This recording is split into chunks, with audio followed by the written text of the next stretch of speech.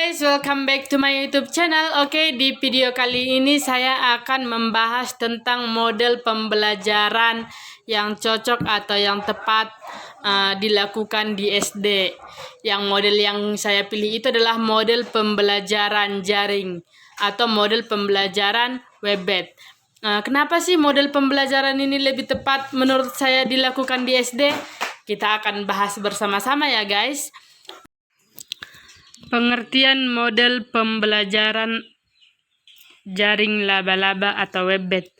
Pengertiannya itu yaitu suatu pola belajar mengajar yang menggunakan suatu topik atau tema untuk dipadukan atau dikaitkan dengan beberapa konsep yang saling berkaitan menjadi satu paket pembelajaran. Artinya di sini kita mengambil satu tema atau topik, lalu kita padukan atau kita kaitkan dengan konsep yang ada dalam kehidupan siswa yang saling berkaitan.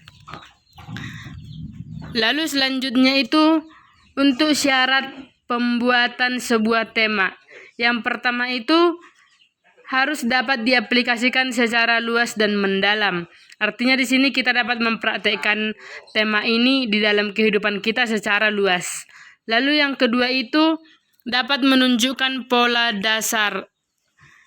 Untuk selanjutnya itu dapat menggambarkan persamaan dan perbedaan. Artinya di sini dengan menggunakan sebuah tema yang kita berikan kepada siswa, kita dapat memberikan persamaannya. Lalu siswa itu dapat menggambarkannya di dalam praktek pembelajarannya, persamaan dan perbedaannya.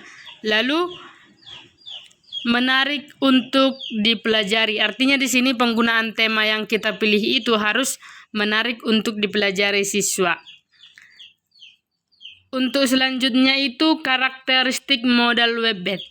Yang pertama itu siswa sebagai subjek belajar. Artinya kita harus menetapkan di situ si siswa itu sebagai objek kita dalam belajar. Lalu selanjutnya itu fokus tema berkaitan dengan hidup siswa. Artinya di sini kita harus mengaitkan tema tersebut dengan pengalaman pribadi siswa.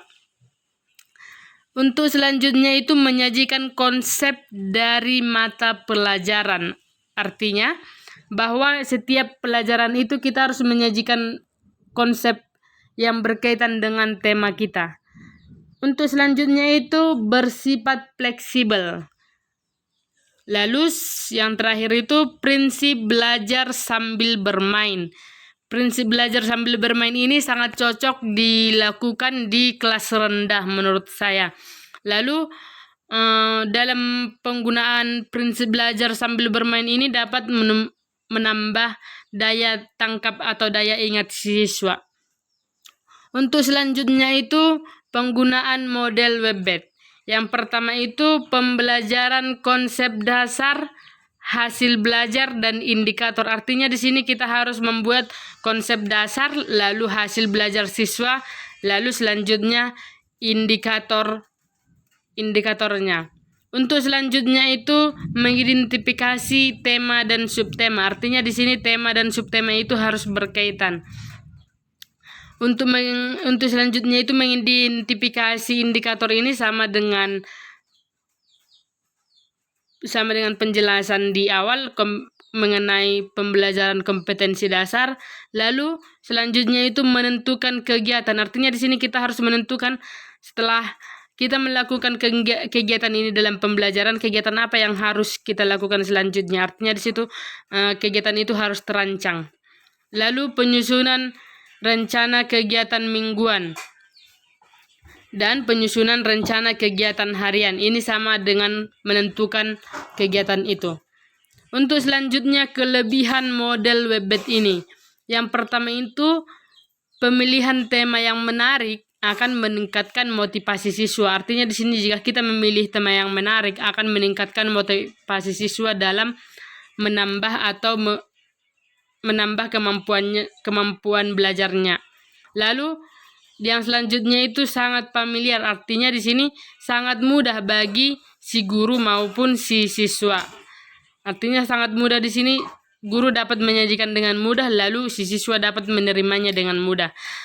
Untuk selanjutnya itu memfasilitasi kerja siswa. Artinya di sini dalam model Webbed ini dapat memfasilitasi kerja kelompok pada siswa. Lalu untuk kekurangannya sendiri, yang pertama itu relatif sulit dalam memilih tema. Ini sama dengan artinya jika kita sulit memilih tema, artinya motivasi siswa belajar di sini akan menurun. Lalu yang selanjutnya itu mengangkat tema umum. Karena penggunaan model Webbed ini sangat sulit untuk menentukan temanya, jadi banyak orang yang menggunakan tema umum untuk dipelajari di kelas.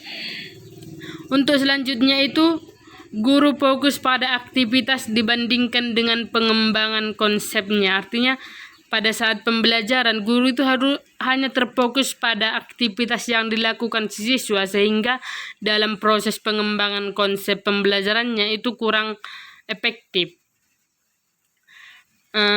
Baiklah teman-teman, sekianlah model pembelajaran yang menurut saya baik untuk digunakan di kelas rendah maupun di kelas tinggi. Baiklah teman-teman, sekianlah video dari saya. Thank you for watching.